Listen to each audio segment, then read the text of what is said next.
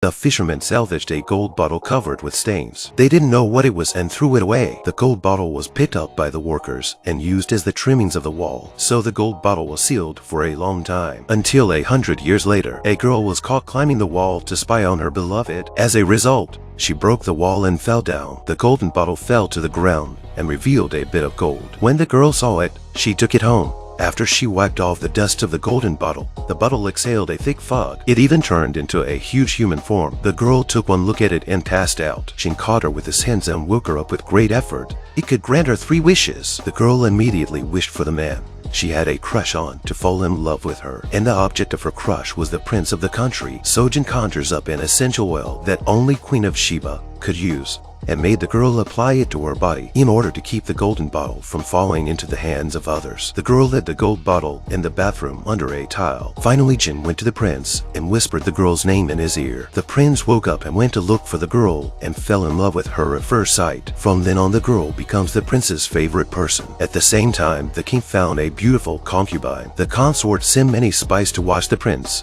so that her son could take the throne. In the palace, there was a lot of excitement. Then the girl went to Jin and made a second wish. She wanted to have a child. When the girl became pregnant, she became more and more domineering. She went around bragging that she was pregnant with the next king's child. The news soon spread throughout the court. The king's consort took the opportunity to say that the king's son wanted to usurp the throne. So the king called the prince to the army camp and used a bowstring to end his life. The poor prince died in the game of power without knowing anything. Since he was killed, his family was not spared either. Jin found the girl and told her to make a 3rd wish quickly so that she can escape. Jin could also escape from his destiny, but the girl still thinks Jin is lying to her. She waited only a little while and was caught by the guards and thrown into the sea. Jin jumped into the sea with her, but there was nothing he could do. Jin was desperate. He was just 1 wish away from being freed. Jin was a follower of the Queen of Sheba. He was favored by the queen and even had free access to the queen's bedroom until Solomon came along. Solomon loved Queen of Sheba. He even traveled across the desert to woo her. He played music for the queen in full view of everyone. The queen was moved by the gentle music.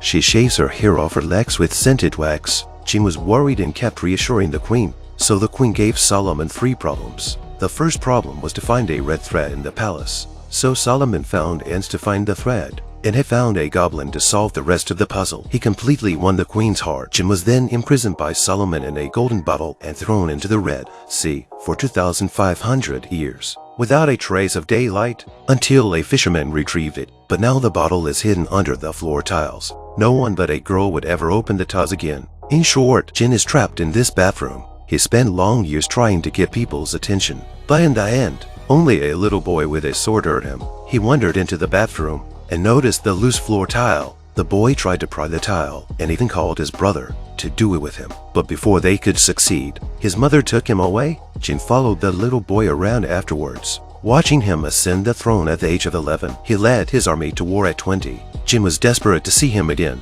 Everyone in the palace thought the king would die on the battlefield. The boy's mother came up with a bad idea to keep the throne. She locked the king's brother in a room and matched him with 1,000,000 beautiful and sexy women, just so she could have another boy.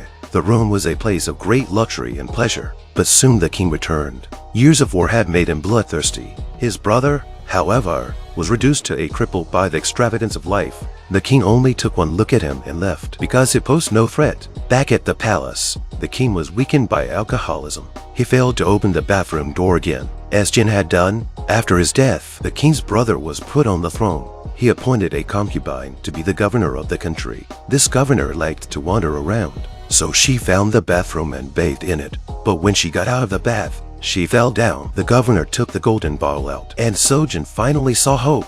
He prayed to the woman to make a wish, but the woman only saw him as a warrior. She expected Jin to return to the bottle at the bottom of the strait. At this moment, Jin was desperate. She was only 12 years old when she married an old rich man. The rich man kept the girl in a cage like a bird. He had 2 other wives who didn't like the girl and never spoke to her. Even the servants in the house laughed at the girl. She seemed to be a joke. One day, the rich man gave the girl a fish. The fish had a golden bottle in its stomach. Late at night, the girl managed to pry open the bottle. The next thing she knew, a cloud of mist appeared in the air as a giant man. Years later, Jin finally saw the light of day again.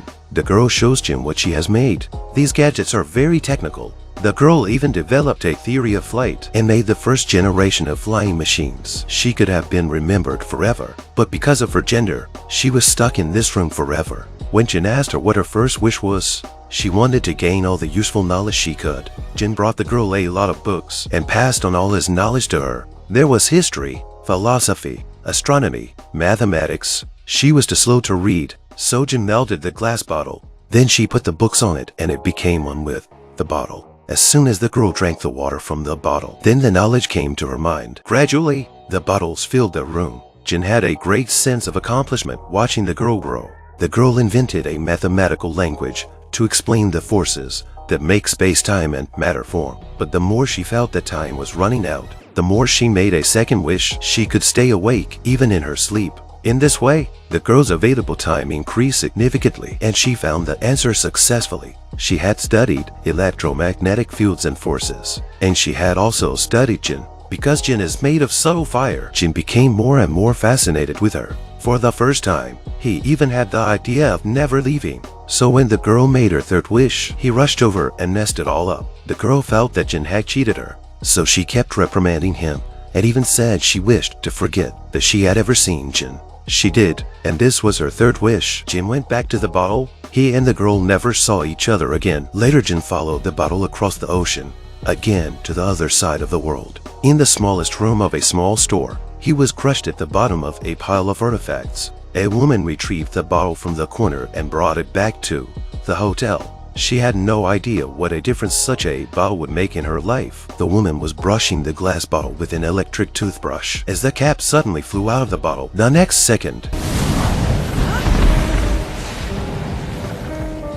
the smoke clears and a large foot sticks out. Alethea cautiously walks over and asks the person to leave on the count of 3. But the foot was still on the door after she counted to 3. She counted to 10 again and it didn't disappear. Alethea had to put on her eyes and look closely. She greeted him again in a million languages. Finally, when she spoke Greek, she got a response. Jin told Alethea who he was and said the 3 wishes. As he spoke, he poked around the room curiously, like a newborn child. Jin turned on the TV and was puzzled. Alethea said this is modern science. Jin learned her English after watching the TV for a while. He took out Einstein from the TV and asked her if she wanted to keep the man. Alethea panicked and told him to put Einstein back on the TV in a hurry. Jin felt pity for sending Einstein back. He asks her what she wants. That's when she finds a chance to introduce herself. Her name is Alethea. She's a literary scholar. She came here to participate in the conference, perhaps because she had read too many books.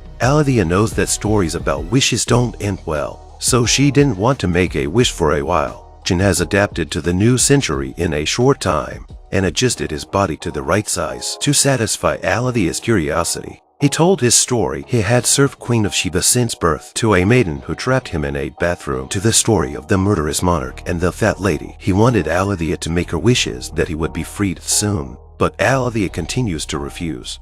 We never met. No, don't say that! But no matter how much Jin pushes him, Alethea still couldn't think of anything she wished for. So Jin finally told Alethea the story of his relationship with a woman scientist. Jin talked about the sad days of the past. He kept asking if he was wrong to love someone. Alethea looked at him with red eyes. Then she made a wish that Jin didn't expect. I'm here to love you.